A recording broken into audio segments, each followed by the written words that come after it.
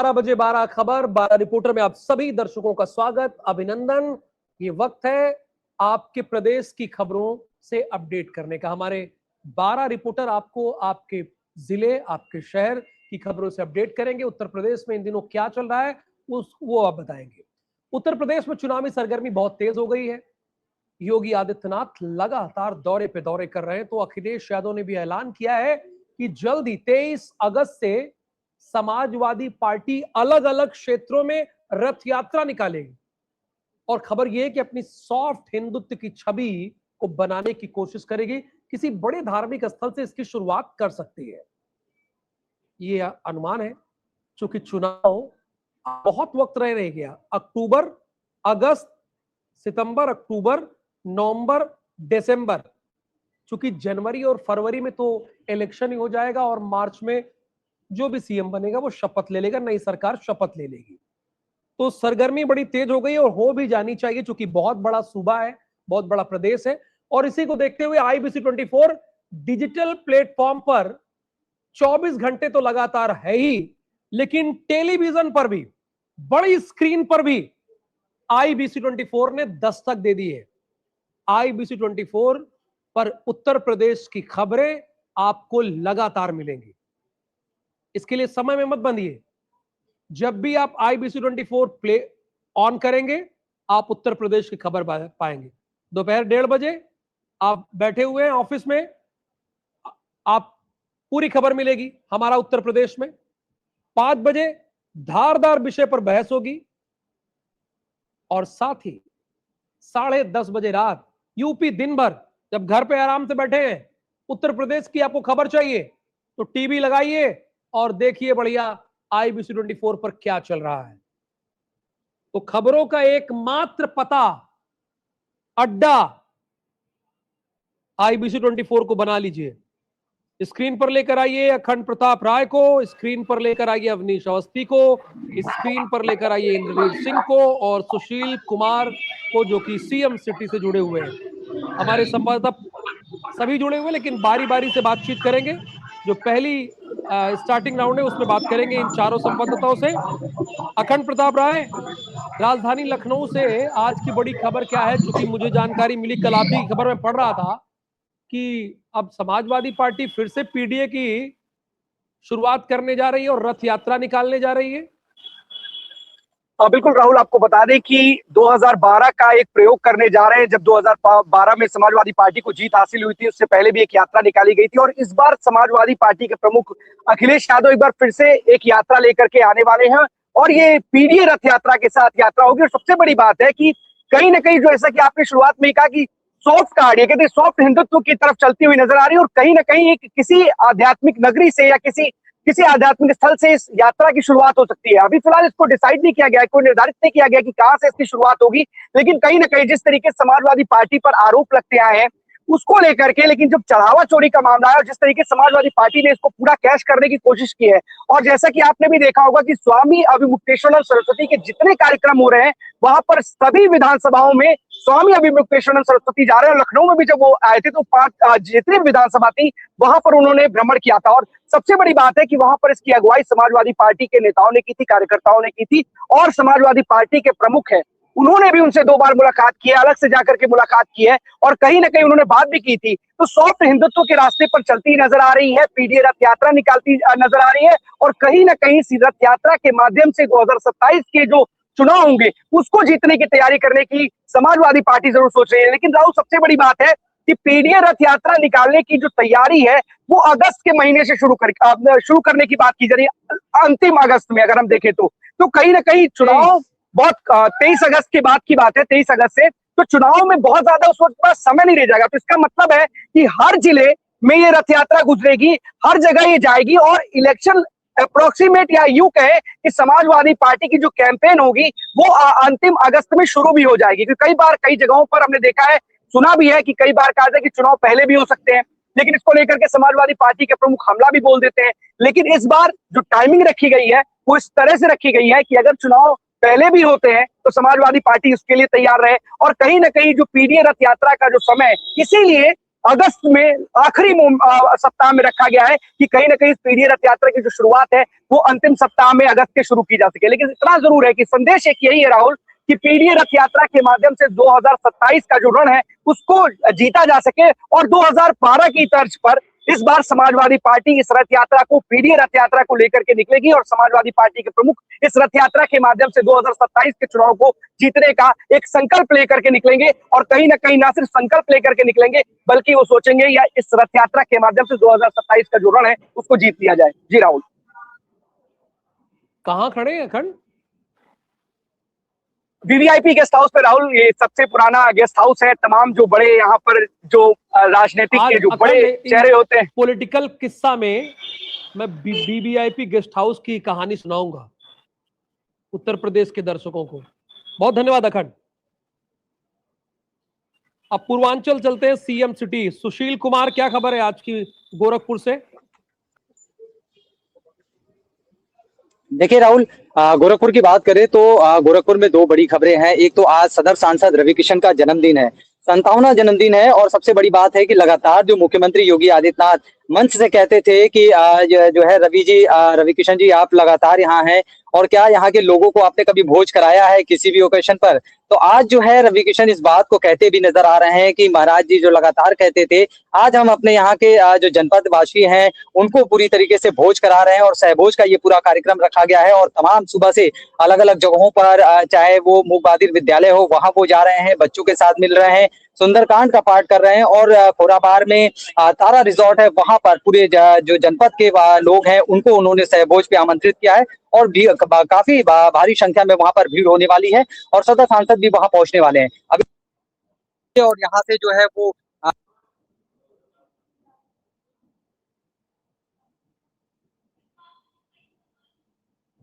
वहां पर उस भोज कार्यक्रम में लोगों से मिलेंगे और मुलाकात करेंगे।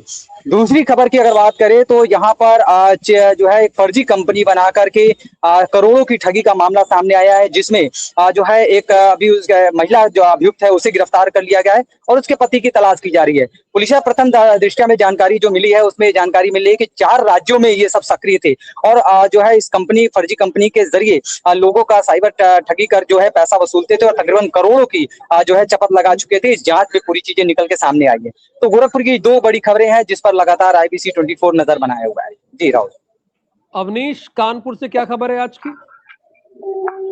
देखिए राहुल, जिस तरीके से जो है इस वक्त लोग मोमोज, चाउमीन जैसी जो चीजों पर जो है पूरी तरीके से निर्भर हो गए हैं और शाम के वक्त में कहीं ना कहीं लोग इसको खाने के लिए निकल जाते हैं। तो जो कानपुर का फूड विभाग है उसने जो मोमोज बनने वाली जो कंपनियां हैं इनमें से 3 कंपनियों को सीज कर दिया और उसमें से जो उसकी चटनी होती थी जो लोग बड़े चाव से खाते हैं उसमें भी जो है काफी गंदगी और दिक्कतों का सामना जो है जो गंदगी देखने को मिली, जहाँ पर जो फूड विभाग के इंस्पेक्टर है उनका साफ तौर पर कहना है कि ये लोगों के साथ जो लोगों का जीवन उसके साथ में खिलवाड़ करने का काम कहीं ना कहीं फैक्ट्रियां कर रही थी, जिसके बाद 3 फैक्ट्रियों को जो है सीज कर दिया गया और लगभग 125 kg का जो वो चटनी है उसको जो है नष्ट कर दिया गया।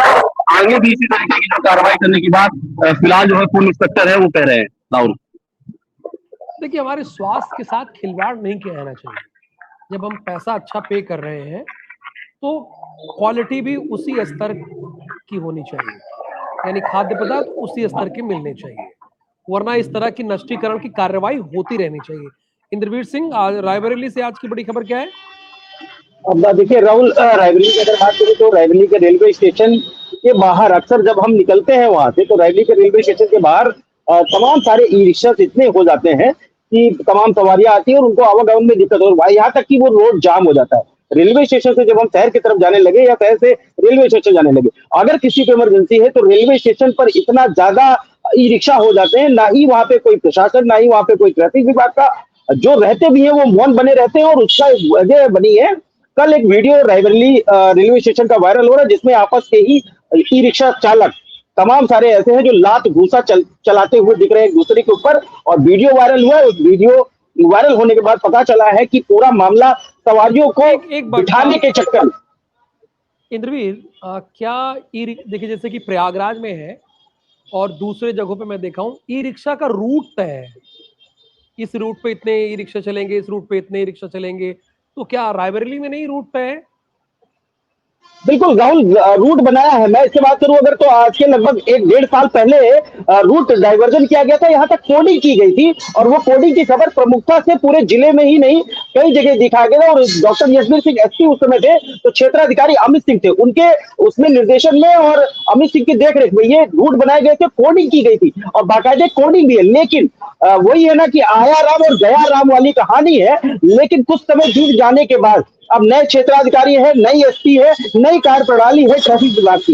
लेकिन ये मजमा डेली का है और इसमें डेली जो है आए दिन कुछ ना कुछ वाद विवाद होता है। और आज तो ई रिक्शा के दोनों चालक जो है वो खुद ही भिड़ गए हैं और लात घूसा सब चला है। और इसमें जो है अभी तक किसी तरीके का पुलिस का कोई सिनेरियो या पुलिस का कोई वर्जन अभी तक सामने किसी मीडिया वाले को या किसी उसमें नहीं आया है। लेकिन वीडियो वायरल हो रहा है टीवी।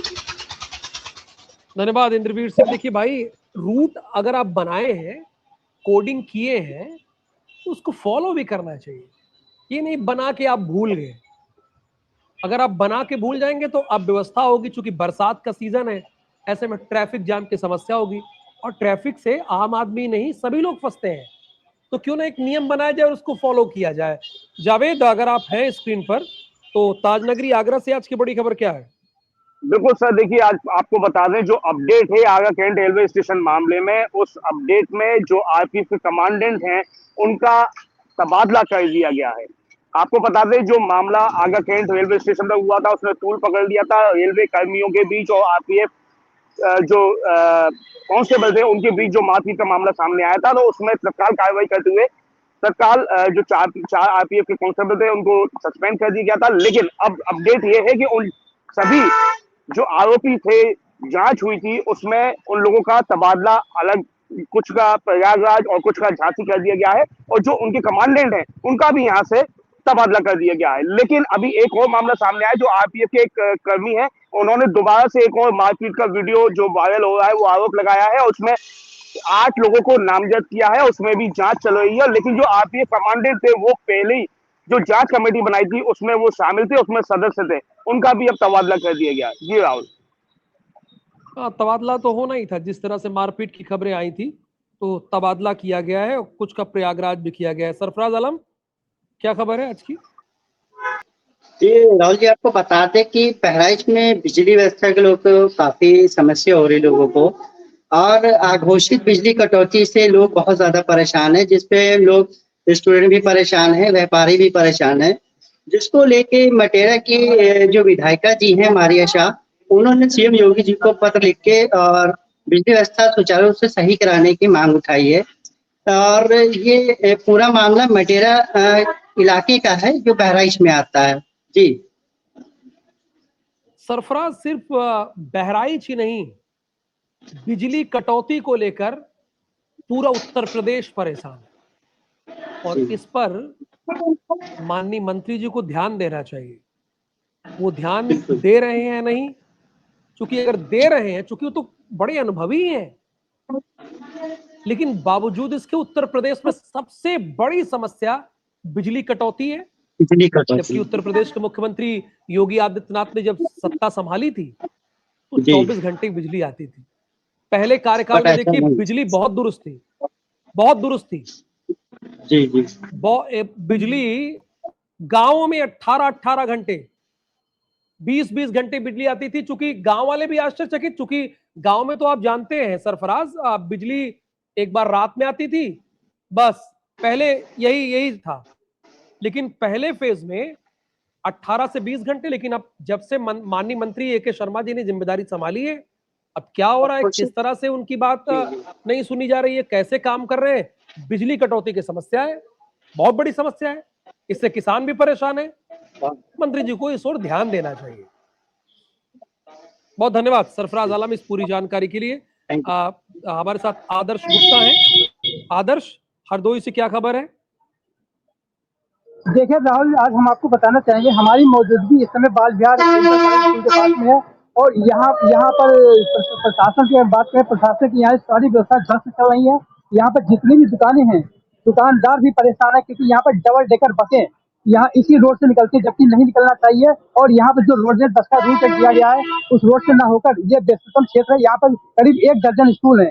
बेड़ी माधव स्कूल है, बाल विहार है, तारा अकेडमी है, और यहाँ पर जो आर कन्या पाठशाला स्कूल है, यहाँ सभी बच्चे जाते हैं ये इसी रोड से। लेकिन 7:30 से चूंकि समय होता है बच्चों के स्कूल जाने के लिए, और उसी समय ये दोनों बसें निकलती हैं, जबकि इन बसों को यहाँ से निकलना नहीं चाहिए। लेकिन यहाँ जो आरएम है, यहाँ आरएम की अगर बात करें, डीआरएम की, तो उनके बाद कई बार खबर चल भी चुकी है, लेकिन अभी तक उन्होंने कोई ठोस कदम नहीं उठाया है। लेकिन जब यहाँ पर कोई हादसा हो जाता है, उसके बाद यहाँ प्रशासन चेक जाता है। न तो यहाँ ट्रैफिक पुलिस को दिखाई दे रहा है मौके पर, और न यहाँ जो खाकी वर्दी वाले हैं वो भी यहाँ नजर नहीं आए। हमारे यहाँ चंद चंद 50 मीटर की दूरी पर सदर चौकी बनी हुई है, लेकिन चौकी के अंदर चौकी इंचार्ज बैठ के दर्शन करते हैं अपने, या तो वो वहाँ पर आराम फरमाते हैं। लेकिन यहाँ पर उनको यहाँ दिखाई नहीं देता है अक्टूबर को लेकर।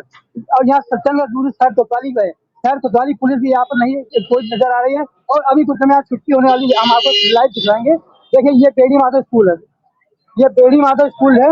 यहाँ यहाँ से बच्चे निकलेंगे इसमें, और यहाँ इस रोड पे करीब 1 दर्जन स्कूल है। और यहाँ पर न तो कोई सैर कोतवाली पुलिस नजर आ रही है, न ट्रैफिक पुलिस है। खाकी की तो बिल्कुल शर्मसार हो चुकी है, उसको यहाँ पर ड्यूटी देनी चाहिए, लेकिन यहाँ ड्यूटी न देकर और नदारत रहती है, और हर जगह जाम की स्थिति उत्पन्न हो जाती है। यहाँ दुकानदार भी परेशान है, यहाँ जो लेडीजें निकलती हैं, जेंट्स निकलते हैं, और ऑटो की इतनी ज्यादा सीमाएं बढ़ गई है कि जिससे जाम की स्थिति और उत्पन्न हो जाती है। और जो छोटे बच्चे हैं, छोटे बच्चे अब स्कूल जाते हैं, उनको जाम की वजह से स्कूल में लेट हो जाते हैं, कहीं ना उनको डांट सहनी पड़ जाती है। जी राहुल।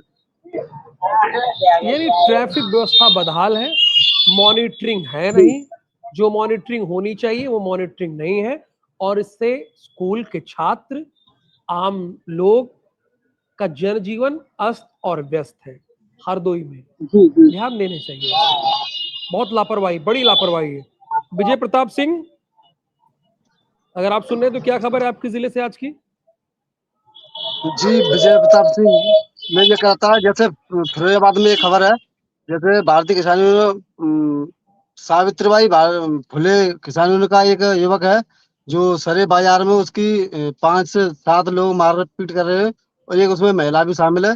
और मारपीट करते करते उसकी कुछ भले लोगों ने बैठा के उसको समझा बुझा के फैसला भी करा दिया।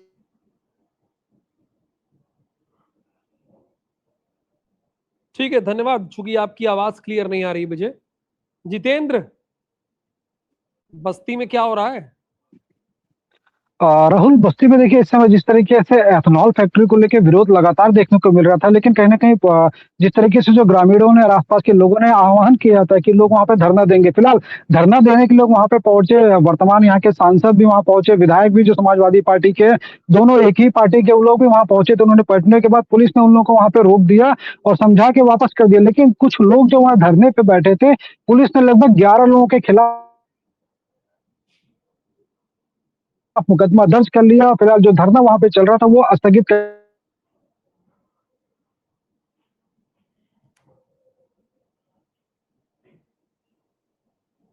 जितेंद्र सिंह बता ये रहे हैं कि बस्ती में एथेनॉल फैक्ट्री का विरोध हो रहा है। यहाँ के लोग विरोध कर रहे हैं, जोर शोर से यहाँ के लोग विरोध कर रहे हैं। जितेंद्र, आवाज आ रही है आपकी? कंटिन्यू, तो आपकी आवाज जी बिल्कुल, इसलिए मैं बोलने लगा।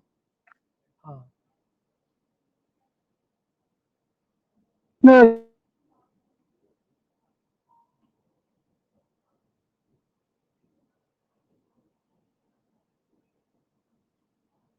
चलिए, बहुत धन्यवाद, बहुत बहुत धन्यवाद जितेंद्र। तो कुल मिला के उत्तर प्रदेश में समाजवादी पार्टी पीडीए रथ यात्रा के जरिए, जैसे 2012 में उन्होंने सफलता हासिल की, अब वो रथ यात्रा निकलने जा रही है 23 अगस्त के बाद से। और साथ ही साथ अब्दुल्ला खां हमारे साथ जुड़ गए हैं। अब्दुल्ला खां, क्या खबर है, बताइए आप। जी बिल्कुल राहुल जी, आपको विस्तार से बता दें कि मुरादाबाद जनपद के कटघर थाना इलाके से एक अहम खबर सामने आई है, जहां सुबह 5 बजे मासूम बच्ची जो स्कूल के लिए जा रही थी, वहीं ओवरलोडिंग वाहन ने उसे टक्कर मार दी, जहां वो गंभीर रूप से घायल हो गई, जिसको क्षेत्र के लोगों ने जिला अस्पताल में भर्ती कराया और उसका वहां पे उपचार जारी है। लेकिन क्षेत्रवासियों का कहना है कि बड़ा सवाल बनता है सुबह ही सुबह ये ओवरलोडिंग वाहनों की चक्कर में कई हादसे पहले भी हो चुके हैं, लेकिन पुलिस प्रशासन इस पे कुछ कार्रवाई नहीं करता। अब देखना बेहद खास होगा कि प्रशासन क्या कुछ ऐसी बच्चों को नुकसान पहुंचाने का काम करेगा या कार्रवाई करेगा। धन्यवाद अब्दुल्ला इस पूरी जानकारी के लिए और मैं सभी संवाददाताओं का बहुत बहुत धन्यवाद। नमस्कार।